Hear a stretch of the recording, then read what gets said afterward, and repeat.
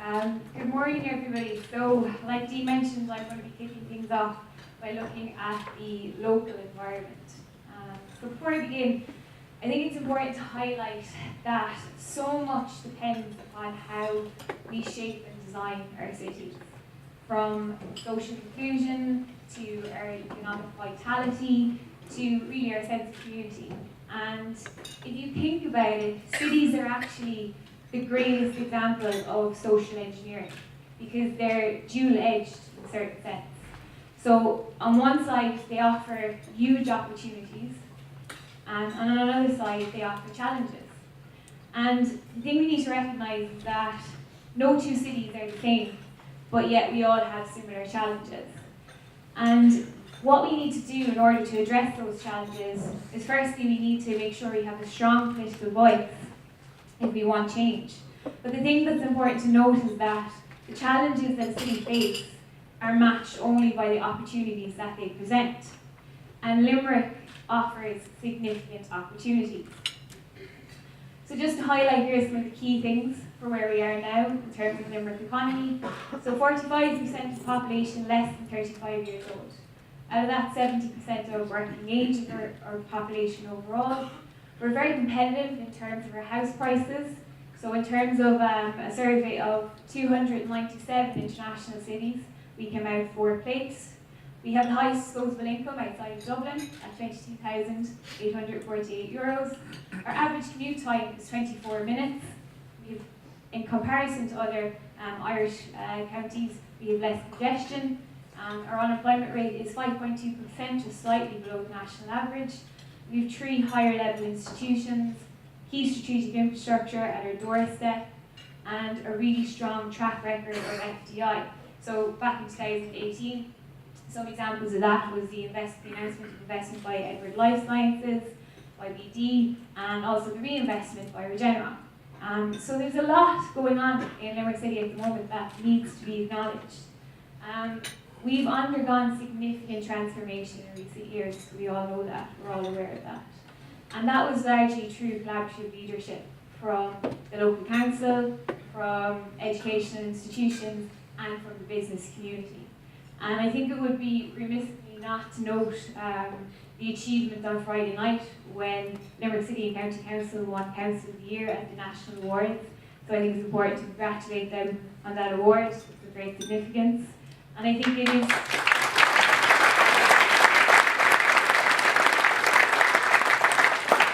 it really serves to highlight the work that's being done in Limerick at the moment. And things are set to grow. So if we focus on, we're all familiar with the National Planning Framework. And the National Planning Framework promotes balanced regional growth. So if we look to the side here, you can see that population of Limerick in 2016 was 94,000. Roughly now that's gone up to about 95,000. And if we achieve balanced regional growth, the way the National Planning Framework is dictating, it is hoped that the minimum target population by 2040 would be 141,000. So we're going to grow. But it's not all good news, okay? So I'm going to throw a bit of cold water at things at the moment. So we've acknowledged all the positive things that's going on, but there are also challenges that we're going to face and challenges that we have to address, because if we don't address these challenges, our competitiveness will be eroded. So I've noticed there about the economic growth that we've seen in Ireland, that we've seen in Limerick. But it's important to acknowledge that this was to the backdrop of large deficiencies in public infrastructure, particularly around the areas of housing and transport. And this is particularly acute when we look to the main cities. If we do not address areas like this, like I said, our competitiveness will be eroded. So this is important that we acknowledge these challenges head on and face them. So this is what I want to do today. I want to address some of the key challenges that Limerick is facing going forward, and maybe suggest some of the slight policy changes that we could look at. Because what we have to recognise as well is that there's only so much we can do in a local context, and we're constrained sometimes by the national policy that's in place. So that's kind of what I want to touch upon. So first thing, for housing. So one of the biggest challenges facing business communities today is attracting and retaining talent. Okay? An undersupply of housing is going to deter people from coming into a city. So this needs to be addressed. And we need to figure out, well, what's going on in the context of Limerick? And this is what this table is highlighting. So overall, the Irish Housing Agency put forward projections for housing demand. And they started doing this back in 2014, 2015. And they've reworked some of the figures recently upwards from 2017. So we see here, we focus on Limerick just for now. So back in 2015, they said that a required annual number of units would be 659, and that was upward projected in 2017 to 859 units. In terms of this column here under delivered, this is data that is taken from the new dwellings completion from the Central Statistics Office, which is a much stronger data set than what was previously used, because you might remember there was some controversy around using ESB connections for this information. So the key thing that I want to highlight here is that we're very much focused on looking forward, and we forget sometimes that we need to take a step back and look backwards to see, well, do we have an accumulated deficit in our housing stock that needs to be addressed in addition to the projection in population growth going forward? And the answer is actually yes. Because if we go by the Irish Housing Agency figures, and we go by the number of dwellings completed. Now just to point out, new dwellings isn't just new construction build, it also includes units that have been vacant for more than 2 years that have been brought back into stream. So if we look here, we can see in the case of Limerick, the undersupply of housing in Limerick only began in 2015, slightly earlier in Cork in 2014. So we have an accumulated deficit at the end of 2018 of 1,550 units. Now what we have to do going forward is at the Irish Housing Agency, we're looking at this data in relation to can we achieve equilibrium in the housing market by 2020 and what it would take to do this.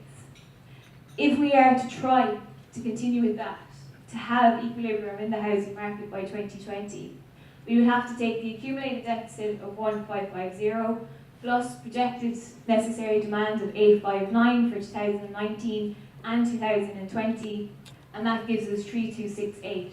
If we take by month, we would need to be bringing on stream 136.2 units per month.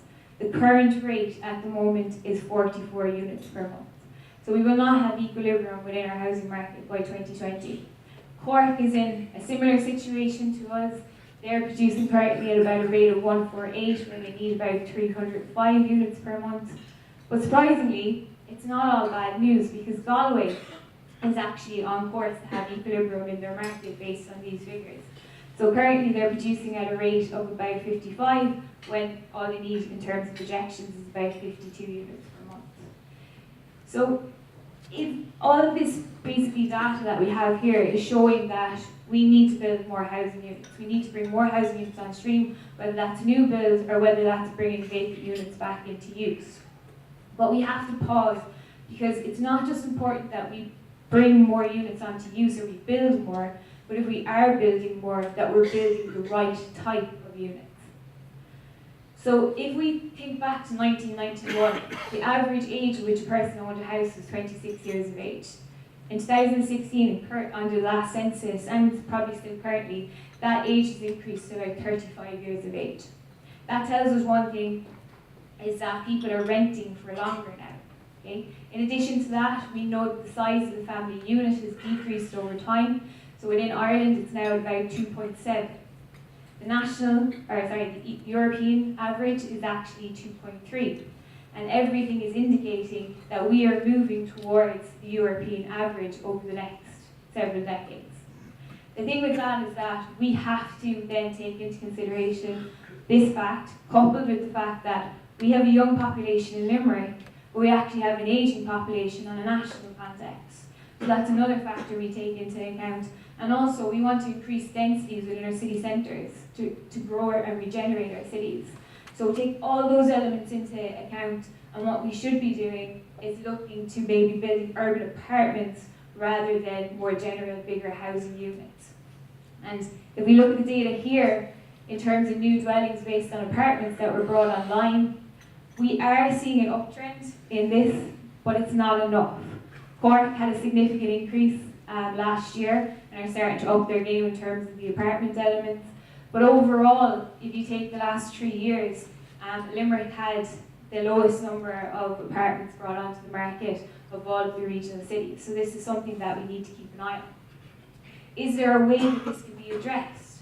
Because if we ask the question, why are there no new builds coming online? The general answer is that there's no incentive for developers in terms of profit margin. And this is true to a degree. But like I said, in terms of Limerick, we're very competitive. So the average house price in Limerick is about 190,000 versus 260,000 in Cork and 250 in Galway. So if we ask the question then, well, we can't really affect property prices. We don't really want to because it's part of our competitive agenda. So what can we actually impact? And the answer is cost. 45% is geared towards construction costs themselves in terms of the labour element, which again is very hard to control or to influence. But the other 55% goes towards the cost of land. It includes things like stamp duty, VAT, and development costs also. So if we look at this area, there may be certain things that we can adapt over time. It's difficult, but with political will, we actually could. I'd be hesitant to touch anything with regards to that. Stamp duty, we're already moving away from reliance on stamp duty towards local property tax, which is good in a sense because it's less cyclical in nature. But if we look at development costs that are applied by local councils, now in the case of Limerick, it won't really have much of a difference because in Cork, they charge about €52 per metre square in terms of development costs that are applied. In Limerick, there's actually been a reduced rate for a lot longer of €7 because in Limerick, over the last few years, which is why we've been successful, we've tried to promote regeneration. So that's not something that will influence Limerick, but could work for other areas of the country. What we can look to, though, is the vacant units within our city centre, which we can see here. If we break it down by ground floor, first floor, second floor level, the vacancy rate increases for commercial units. So is there a way to turn these commercial units into residential units? Now, Limerick City and Council, to their credit, have started to look at this, and under recent funding, they acquired funding to see if there was a way to refurbish the Georgian quarter of the city, which is very costly to do. And what they started to look at is to see, is there a way that we can adapt the alleyways for access points? This will hopefully, if successful, bring more property on stream. But is there anything else that can be done? There is a slight adjustment. The Living Cities initiative that's in motion, that's in use now up until 2020. It was adapted, it was introduced in 2015, but it was adapted in 2017 to allow for the inclusion of commercial properties, because prior to that it was just if it was initially registered as a residential property. So they've made slight changes. So it is possible to make slight changes again. What they could do is regards to the tax incentive was applied to the refurbishment of the building. If they extended that to the purchase of the building also, it might encourage people to purchase buildings in the Georgian quarter and also to refurbish them. So that's some areas that we could potentially start to look at. Other areas that we need to focus on where we have challenges, one is around our connectivity. So we're a small island economy. It's no news to anyone that our air access is critical for our economic growth. So airports play a very important role in attracting foreign direct investment into Ireland. The importance of regional airports has been recognised under the National Planning Framework, under our National Aviation Policy, and even most recently in the Economic Impact Analysis that was commissioned by Limerick City and County Council. Yet despite how much we recognise the importance of regional airports for balanced growth, a very, very worrying trend has developed over time. So what this table shows here is the increasing dominance of Dublin Airport in terms of market share. So the red bars is reflective of market share for Dublin Airport. Shannon Airport serviced 1.86 million passengers last year. They have capacity to service 4.5 million. The airport receives no funding support from the state, despite the fact that under EU legislation, if you have less than 3 million passengers, you are technically allowed to be funded by state funds. But the problem is that it's national policy not to fund state airports. The problem here, though, is the fact that we are in very close proximity to other regional airports like Knock and Kerry, right? But if that argument is put forward in terms of competitiveness, it's said that if you're more than 100 kilometres away, you're not really in direct competition, okay? The problem is, though, is that regional airports like Knock and Kerry are able to avail of the Regional Airports Programme funding. And I'll give you an example of how, if we're looking at this context. So the European legislation recently came into effect where security upgrades were needed for airports. So this security upgrade has cost Shannon Airport 10 million. They have to pay for that themselves. The upgrades at Knock and Kerry Airport are basically funded by the Department of Transport under the Regional Airports Fund. So what we need to be asking for at a regional level is more funding opportunities for Shannon Airport. There is ways around that. If we can't directly get Shannon Airport included onto the Regional Airports Fund, there's other agencies that are given funding, like Tourism Ireland, with regards to the marketing of airports in an international context to attract airlines in. They have a €10 million funding pot over the next year. Dublin Airport, despite the dominance that we see here, are allowed to partake in that fund. There is no transparency with how that fund is allocated in terms of attracting airlines into the region, so there needs to be greater transparency with regards to funding around those areas. And this is something that we should be promoting at a level. This is something the Chamber is interested in, and as a result, we've recently commissioned an independent economic consultant to look into the economic impact of route development for the Midwest region and to look to see if there's policy changes that can be implemented to promote this and affect this over time. But in regards to the aspect of connectivity as well, the reason why we need to stress this at a regional level is because the message isn't being stressed at a national level. And this was actually on Twitter. So I only recently joined Twitter back about 2 months ago, probably the last millennial in Ireland to do so. But this came up on Twitter yesterday, tweet by Liam Bryker. Good to see Shannon continues to grow in terms of passengers and spin-off job creation. Shannon Airport passenger numbers grow. So I saw this on my feed and I was slightly confused because passenger numbers had been discussed in the media going back about 3 weeks ago. But more so what confused me was the reference to the spin-off jobs creation. And I thought, there must have been another report that has come out to show that we've spin-off jobs. This must be, a new thing that I hadn't read yet, a new report that I wasn't aware of. But when I clicked into the Irish Examiner link, the report was actually dated of July of last year. Okay, so it wasn't in reference to any new political or new news that had come out. I don't think it's any coincidence that the day before, on Saturday, the Irish Times put forward a story about the new runway at Knock Airport, which costing 11.2 million. They got the go-ahead. Now 75% of that is being funded through the Department of Transport. Now there was a bit of backlash online around this with regards to people calling for the fact that there had been no economic impact analysis study done prior to the approval of the funding being put forward, and that maybe that there should have been more provisions given to Shannon, and also promises that were made with regards to Waterford Airport. So this is to highlight the fact that we need to have a louder voice at regional level to ensure our connectivity.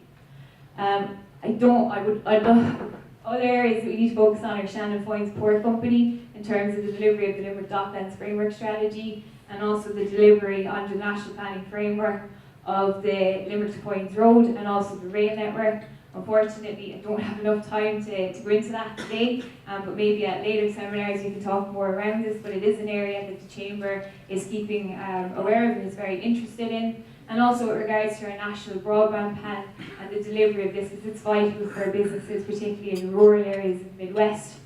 But we are seeing the private market react, which is very, very interesting as well. And this is something also that's on the agenda for Limerick Chamber's policy over the next year. What I want to finish up on is something that is of significant interest to a lot of people, and that's recently the frustration that has been expressed with regards to public transport in Limerick City, particularly for buses.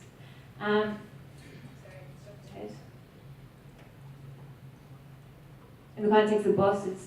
So in a report that came out by the National Transport Authority in October 2018, it was noted that Limerick had the lowest satisfaction rating of all cities at 72%. The National Transport Authority had contract renewals for the Public Service Obligation PSO routes, which are the 7 routes that are covered by Bus Éireann in the Limerick region. So that was coming up for renewals. This is why they brought this report out. So under that report, they had the opportunity to decide whether or not to put these routes out to tender, or some of these routes out to tender. And they decided not to do it, despite the fact that we had the lowest level of satisfaction. And their reason for doing that was the fact that Bus Éireann had just come through a significant restructuring business following being close to bankruptcy. And the authority acknowledged the efforts of Bus Éireann in this regard, and that it would not be appropriate to tender all Bus Éireann services routes as a result. If we think about the bus services, there's nothing that can be really done in a local context to ensure efficiency of Bus Éireann. It's dictated at a national level under the National Transport Authority. This is an area that's actually close to my heart because a lot of my research, and I spent about 7 years of my life researching public enterprise in Ireland and looking at each company based in transport and energy from their inception up to current date, their productivity, their commercialisation, and the funding mechanisms applied to them. Bus Éireann has continuously been underfunded by the national government. So over the last 10 years, they've accumulated a deficit of about 30 million euros. Okay? There's no company that will not have efficiency problems with that level of underfunding that is being applied over time. Like I said, there's not much done that can be done at a local level unless the routes are put out to tender.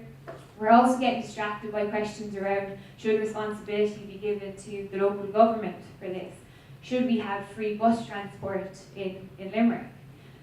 The answer to those things are no, and the reason why the answer is no is purely because of the national funding framework that is in place for these companies. If we think about the context of going forward, if we make slight changes to the national policy, can we eventually have free transport in Limerick like similar European cities of our size do? The answer is yes. Right? There's very small minor changes that need to be implemented. For example, in order to improve efficiency of Bus Éireann going forward, the National Transport Authority up to this point had appointed contracts on a net cost basis, so whereby Bus Éireann takes on the risk involved with any changes in the amount of fares that are collected. And we know that bus transport is very susceptible to changes in the economy. Other private operators, there are 2 private operators that also do direct provision services for them, and that's not done on a net cost basis. The contract is done on a gross cost basis. So all of the risk is taken on by the government and the National Transport Authority. Those private companies are not expected to bear any of the risk for the delivery of public services. So even a slight change like that in terms of the national funding policy can have a huge impact with regards to funding implications for Bus Éireann overall. Then once those things are implemented, if at that time we're still in an inefficient situation, then we look to the larger questions of privatising the routes and putting things out to tender. So this is just overall a snapshot of the areas that I'm focusing on within my role as Chamber Economist. These are all coming from listening to our members about the concerns that they have. So we just want you to know that the Chamber is listening to your concerns. We are doing research into all of these policy areas. We will be bringing you up to date on any research that is done throughout the year, and we encourage our members to continue to come to us to express any concerns that you might have going forward. Thank you.